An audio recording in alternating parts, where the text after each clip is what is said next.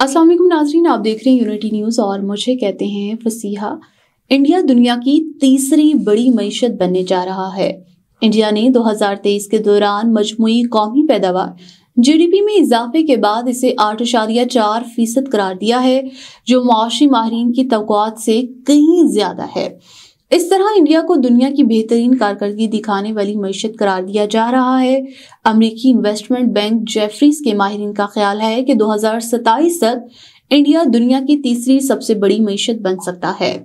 फिलहाल ये 5वें नंबर पर है। जीडीपी की ये ऊंची शरह माहिरीन इक्तिसादियात के लिए हैरत का बाइस है, क्योंकि इस साल अक्टूबर या दिसंबर में हुकूमती अखराजात और सनती पैदावार में कमी के साथ साथ मॉनसून की बारिशों के बाइस तरक्की में कमी की तवक्को की जा रही थी।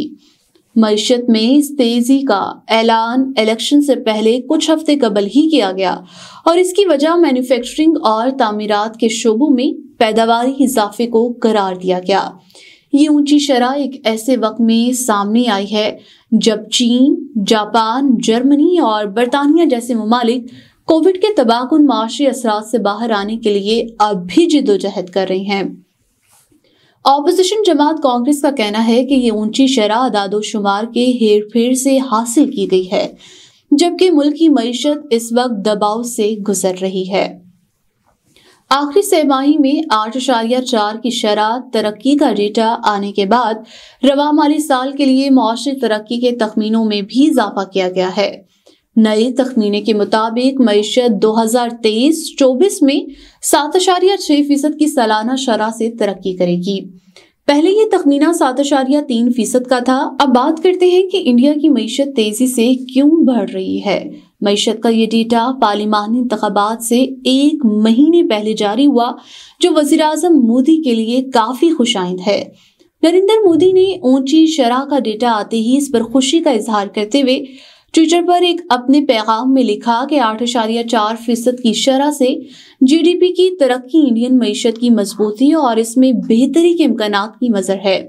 हम तेज रफ्तार इक्तिसादी तरक्की के लिए कोशिशें जारी रखेंगे ताकि 140 करोड़ इंडियन एक बेहतर जिंदगी गुजार सकें और मुल्क को एक तरक्की याफ्ता मुल्क बनाने के ख्वाब हासिल किया जा सके।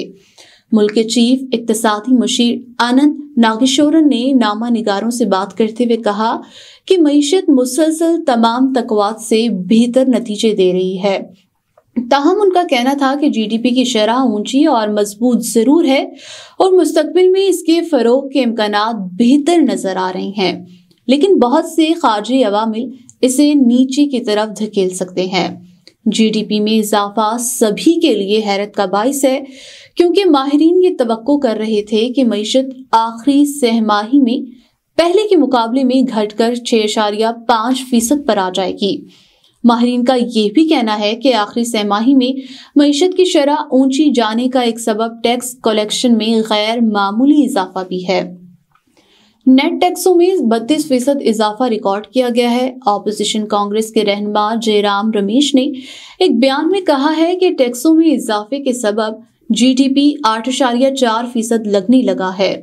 जीडीपी की ऐसी तरक्की जिसका इन्हिसार नेट टैक्स पर हो और जो सार्फिन के जरिए खरीदी जा रही अशिया में कमी के बावजूद हो रही हो, ऐसी तरक्की ना बरकरार रह सकती है और ना ही ये आने वाले बरसों के लिए खुशाइंद है।